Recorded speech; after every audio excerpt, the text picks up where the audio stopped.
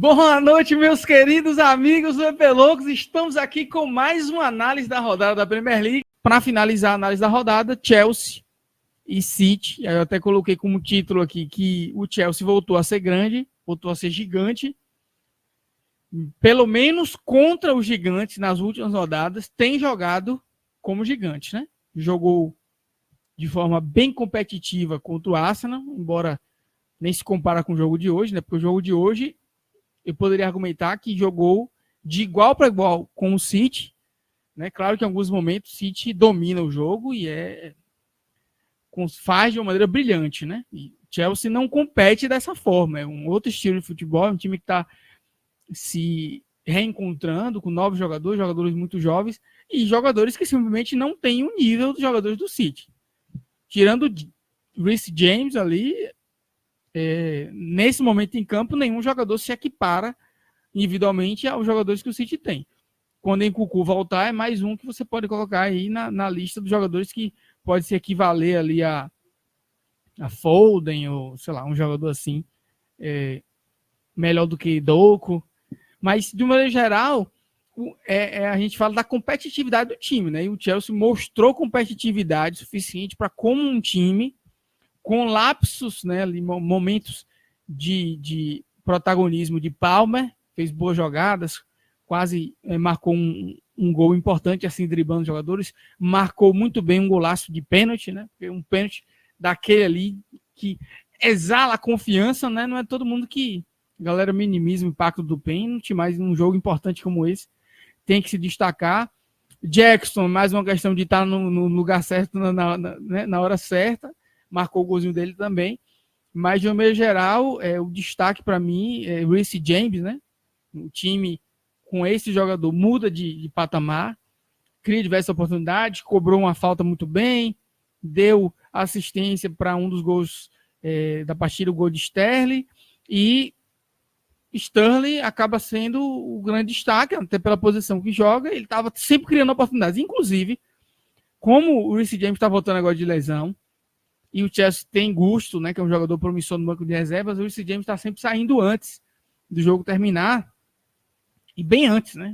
Dessa vez ele saiu com 60 e poucos minutos, e Gusto entrou, e ele perdeu um gol que poderia ter sido o gol da vitória, né? E foi mais uma jogada criada por Sterling, abriu, tocou para Gusto, que acho que ele pegou com a perna contrária, não foi a perna preferida, e isolou, né? Mas de uma maneira geral, Ederson fez grandes defesas, o que mostrou também que o Chelsea mostrou competitividade. Bernardo foi brilhante do outro lado. Haaland, como sempre, criou muitas oportunidades. Destaque também para Foden, né? Foden é aquele toque diferenciado, é caneta. Então, é muito difícil competir com esse City. Até Kovacic, quando entrou, conseguiu encaixar, fez boas triangulações ali com Haaland, que acabou até gerando o gol de Rodri, uma infelicidade de Thiago Silva. A bola desviou.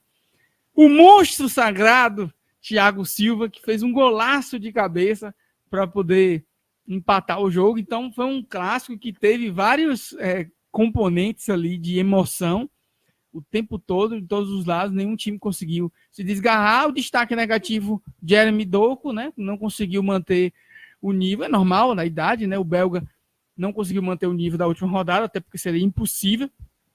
E Grealish entrou bem no segundo tempo, se movimentou bem, mas de maneira geral, Bernardo, Haaland como absolutos do City, Foden com boas triangulações, e do outro lado, Sterling e Reece James seriam para mim os destaques dessa partida. Como é que você viu o jogo, Tássio?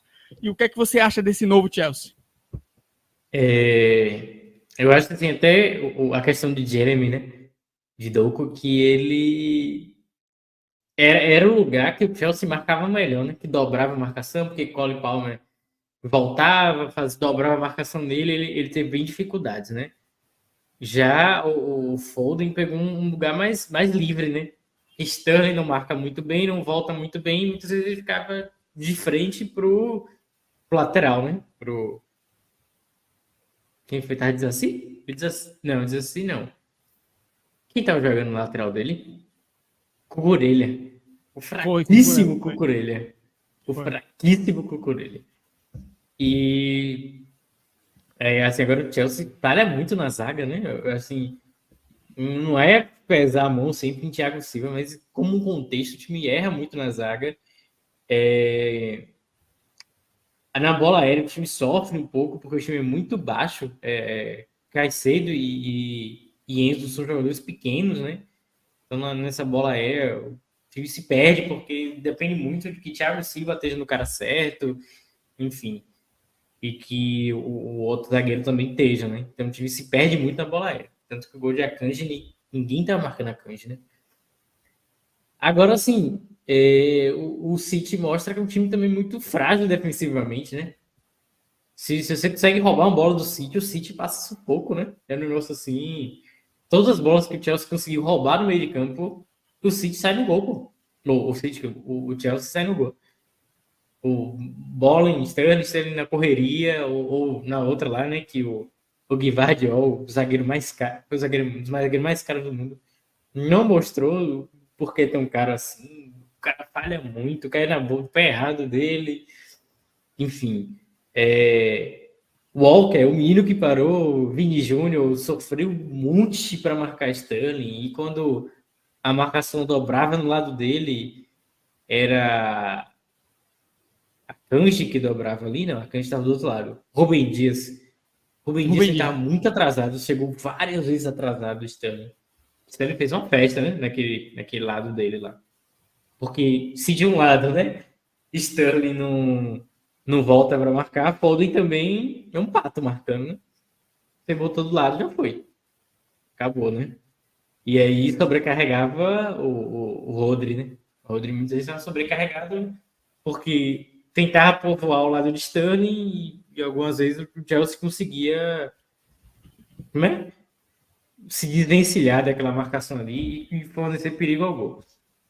Haaland é Haaland, não tem jeito.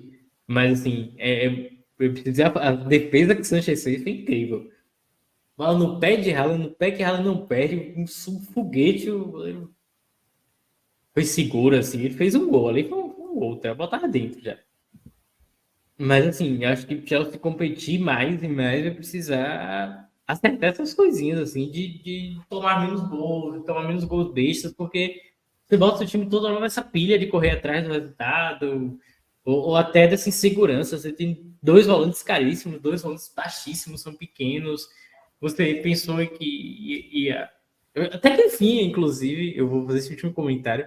Até que enfim, a TV, eu vi na TV alguém comentando isso, que Gallagher estava expulso do time até o momento que descobriram que o único cara que sabe pegar na toca a bola é ele. Eu não tinha visto ainda a TV comentar sobre isso.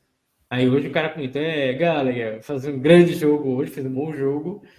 E todo mundo achou que o cara tava em negociação. O Chelsea pensou em negociar o cara. Várias E eu vezes. acho que várias vezes, e hoje no meio de campo, sem ele, o meio de campo não funciona. Porque muitas vezes ele é o cara que dá o toque na bola, faz a bola andar. Dia que você passar, você vai lembrar disso, né? Porque, nesse Chelsea, você sempre fala, esse Chelsea ninguém joga nada no meio campo, tal. Isso, principalmente antes da chegada de Enzo, né? E aí Enzo chegou, demorou um pouco para se adaptar, até teve uma ou duas partidas logo no início boas, mas depois caiu, teve uma dificuldade. Aí eu falei, Gallagher é um cara que é incrível como ele não tá tendo mais oportunidades, porque no Crystal Palace ele foi um dos melhores jogadores da Premier League, e se você der a oportunidade, ele vai vingar nesse Chelsea. Era um jogador que, para mim, Potter vacilava em não deixar ele como titular absoluto. E praticamente a primeira coisa que Pochettino fez foi colocar ali Gallagher como um jogador importante de criação, tem dado assistências importantes.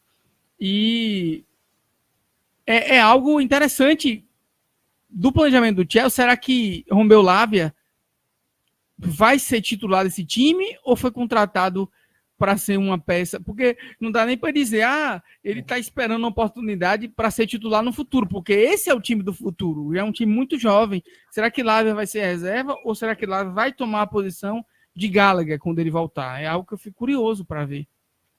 Que aí o time pode ficar muito pouco criativo se deixar só Enzo Fernandes para poder construir as jogadas, né? Embora seja um Ele baita não queria. jogador. Ele não queria, né?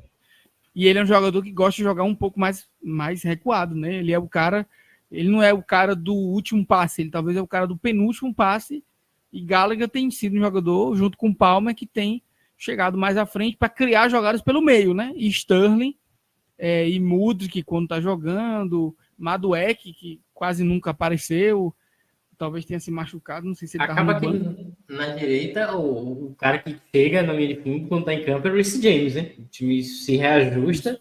Isso. E eu acho que até o Caicedo acaba caindo um pouco ali para fazer essa cobertura do Reece James. E o Reece James acaba sendo um ponta direita, vamos dizer assim, né? Quando o time tá avançando. Você vê até no gol, né? Que a movimentação, eu não sei, não lembro, mas eu acho que é a movimentação de Caicedo. O Caicedo fecha na lateral para que o Reece James chegue até a linha de fundo, né?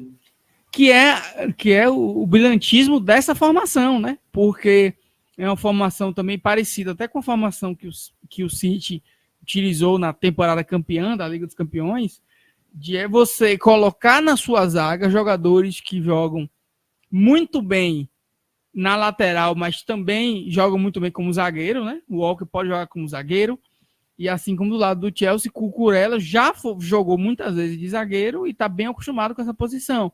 Então o Chelsea tranquilamente consegue jogar com a linha de 4 quando precisar se defender, mas quando estiver criando, libera o Reece James. Aí sim, aquele comentário que a mulher fez, aplicando para o Manchester, se aplica na verdade para o Chelsea.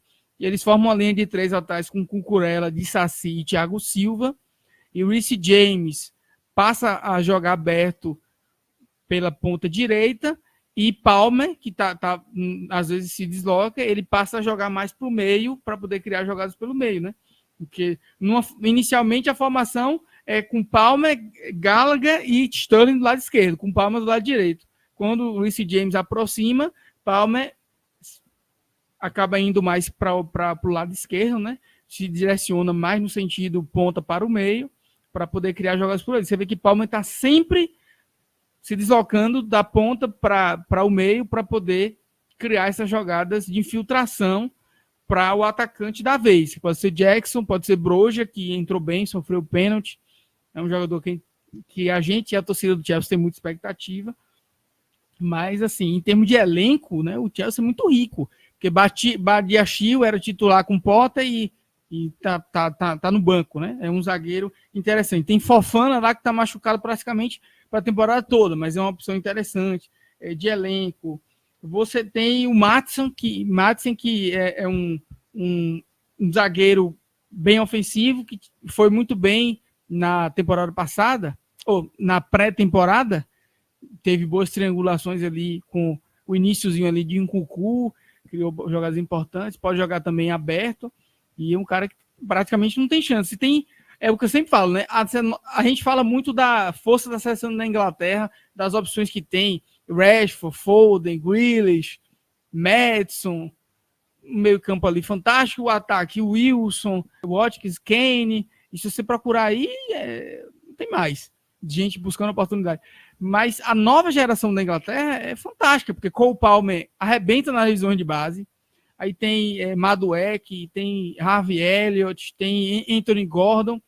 Então, todos esses jogadores aí estão despontando na Premier League e vão ser o futuro da Premier League nos próximos anos, né? Então, assim, de uma maneira geral, Mudryk sempre traz uma energia diferente quando entra, né? É um jogador que eu gosto muito de ver jogar, mas que acaba não tendo muitas chances, porque o titular absoluto é Sterling e ele joga ali naquela mesma posição. Vamos ver se Broja vai ser o titular agora da centroavança ou se ele vai premiar Jackson pelos últimos gols que tem feito, né? São características diferentes, talvez ele analise jogo por jogo.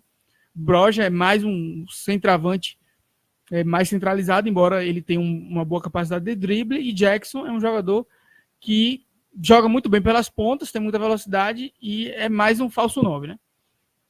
Fica a expectativa como é que esse time vai se comportar, porque a expectativa agora é de Nkunku já jogar o próximo jogo, depois da pausa para isso, da parada para os jogos de seleções. Porém, obviamente que ele vai demorar um pouquinho para ganhar o ritmo de jogo, né? Eu, particularmente, por causa do draft, tenho muita expectativa para a volta de Nkunku. Vamos ver como é que vai ser. Então, Mais algum comentário sobre esse jogão, Tassi? E em relação ao City, é algum demérito ou é o Chelsea que realmente mostrou competência e mostra que vai melhorar bastante aí nesse segundo turno? Eu acho que o Chelsea fez um jogo muito duro contra o City, mas eu acho que o City, assim, defensivamente esse ano não mostrou segurança, sabe? Não tem mostrado muita segurança. Eu acho que a falta assim, de Stones jogar, né? Talvez voltar a jogar Stones e Rodri, talvez melhore essa segurança, mas é um time que, assim, é bem seguro na zaga. Tem um ataque, tem muito forte, segura muito tempo a bola, mas quando pega um time que tem essa capacidade de ser muito veloz, o time, sabe, assim, acho que tem uma zaga muito frágil, São bons jogadores até, mas acho que o esquema total defensivo é muito frágil. É um time que, assim, não faz muitos clean sheets, quando pega times médios toma gol, às vezes pega um time fraco e tem hora que cochila e toma gol. Muito erro individual também, então eu acho isso, com uma zaga que fica muito pouco exposta, a zaga que joga muitas vezes muito alta, acaba ficando evidente os erros individuais, né? Porque muitas vezes o zagueiro do City pega sempre um contra um, porque não é. O City nunca tá se defendendo, né? O City tá sempre se propondo no jogo e toma um contra-ataque, ou toma uma roubada de bola. Então, os zagueiros muitas vezes estão de frente para o seu atacante, né? O City tem jogadores fantásticos em algumas posições, né? Sempre teve excesso, mas sempre teve posições críticas que o time não tinha backup. Isso já é um problema antigo. Por exemplo, vamos analisar. Eu estava até pesquisando aqui para entender por que a Q não jogou, né? A Q não está jogando regularmente essa temporada, então não era uma questão de ser palpado porque está ser palpado por cansaço. Ele sofreu mais uma lesão.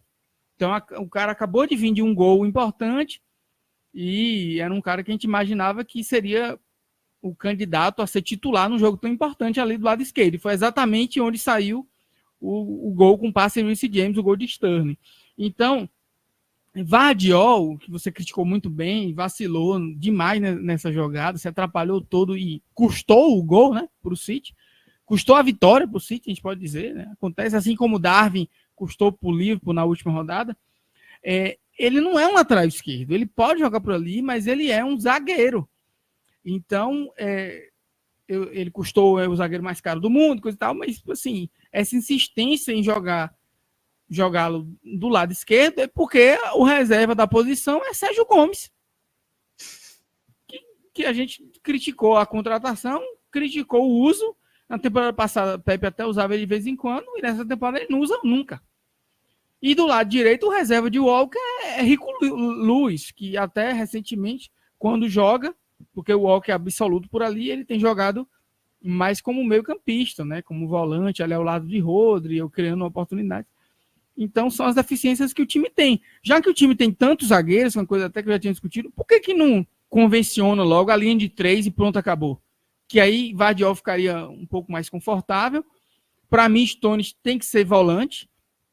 Então, uma linha ideal do time, né, sem lesões, sem nada, seria um time com Walker, Rubem Dias e Ake ou Akanji. Então, Akanji eu até acho que joga muito bem do lado esquerdo, mas como zagueiro e não como lateral, embora ele já tenha jogado também como lateral improvisado. Aí você tem a opção de ter Ake no banco ou Akanji no banco de reservas, e aí você colocaria Stones para jogar ao lado de Rodri, porque um meio campo protegendo a zaga também contribui para que esse time não sofra tanto. Claro que nesse caso, os pontas, principalmente Bernardo Silva, que é normalmente o jogador que faz mais esse trabalho defensivo, seria um pouco sacrificado, mas essa é a melhor formação que o City apresentou, talvez de todas as versões de Guardiola, é mais sólida defensivamente. Talvez ele tenha tido temporadas mais impressionantes, Agüero, mas era mais sólido defensivamente. E aí, nesse caso, defensivamente, Stones sempre poderia voltar, ajudar, né? Recompor um pouco mais, e Bernardo Silva também voltaria ocuparia esse lugar de Stones. Então, no final das contas, você defensivamente ali você teria 6, né? Quando necessário. E aí, quando fosse na linha ofensiva, você teria os 3 zagueiros, Stones e Rodri mais à frente, e aí você liberaria Bernardo, Foden, Álvares, Bruyne, quando voltar, e Haaland para poder fazer a festa. Então, essas críticas, eu acho que tem crítica a Guardiola também, porque está tentando encontrar uma formação ideal que também não prejudica a maior... Pô, você mal usa o cara, que ele tem comido banco em várias partidas. Aí, quando você coloca ele lateral esquerdo, esses 100 milhões aí não foram bem gastos, não, mas tem que analisar o contexto também. Por favor, deixem um like, se inscrevam no canal e até a próxima. Comentem aqui nos vídeos, façam perguntas, façam críticas, deixem a gente saber o que é que vocês estão achando do conteúdo. Valeu? Muito obrigado, muito boa noite. Valeu, Tássio. Boa noite, Frederico. Abraços, valeu. Abraço.